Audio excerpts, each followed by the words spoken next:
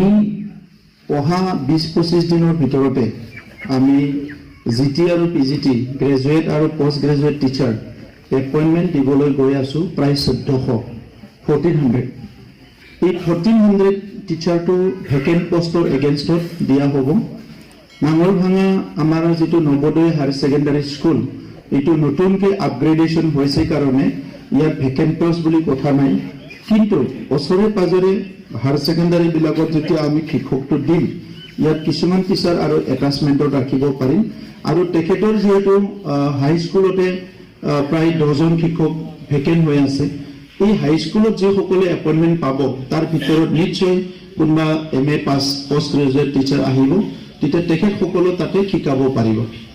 গতিকে আজি আমি এটা কথা তেখেতৰ কথাৰ পৰা মই নোট কৰি লৈছোঁ, আমি এপইণ্টমেণ্ট দিয়া সময়ত চাই ল'ম যে ক'ৰবাত তেখেতৰ পলিটিকেল চায়েন্স আছে, এতিয়া ইকনমিক্স লাগে।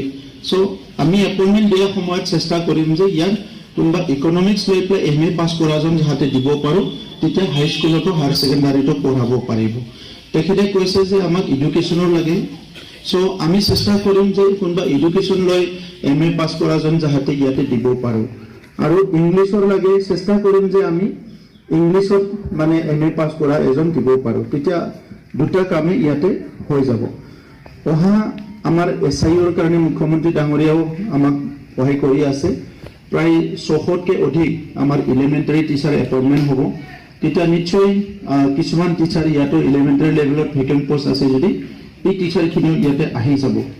গতিকে আজিৰ সময়ত 100তকৈ অধিক এটা ক্লাছত ষ্টুডেণ্ট আছে, 150-200লৈকে ষ্টুডেণ্ট আছে, সেইটোতো এটা ছাইডত চাব গ'লে এটা ডাঙৰ ক্ৰাউড। আমি অহা 20-25 দিনৰ ভিতৰতে আমি জিটি আৰু পিজিটি গ্ৰেজুৱেট আৰু পোষ্ট গ্ৰেজুৱেট টিচাৰ এপইণ্টমেণ্ট দিবলৈ গৈ আছোঁ প্ৰায় 1400 এই 1400 টিচাৰটো ভেকেণ্ট পোষ্টৰ এগেইনষ্টত দিয়া হ'ব। নাঙলভাঙা আমাৰ যিটো নৱোদয় হায়াৰ ছেকেণ্ডাৰী স্কুল এইটো নতুনকৈ আপগ্ৰেডেশ্যন হৈছে কাৰণে ইয়াত ভেকেণ্ট পোষ্ট বুলি কথা নাই, কিন্তু ওচৰে পাজৰে হায়াৰ ছেকেণ্ডাৰীবিলাকত যেতিয়া আমি শিক্ষকটো দিম ইয়াত কিছুমান টিচাৰ আৰু এটাচমেণ্টত ৰাখিব পাৰিম।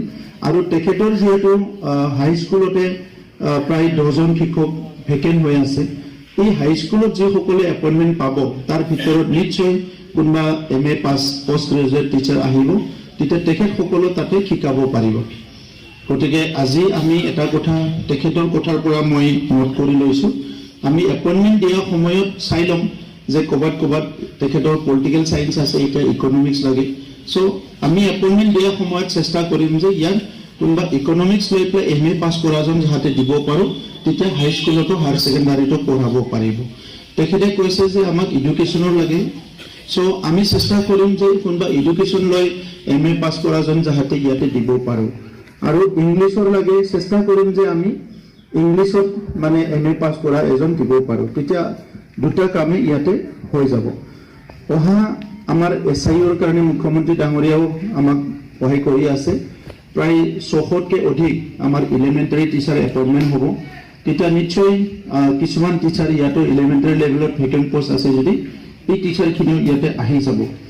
গতিকে আজিৰ সময়ত 100তকৈ অধিক এটা ক্লাছত ষ্টুডেণ্ট আছে, 150-200লৈকে ষ্টুডেণ্ট আছে, সেইটোতো এটা ছাইডত চাব গ'লে এটা ডাঙৰ ক্ৰাউড।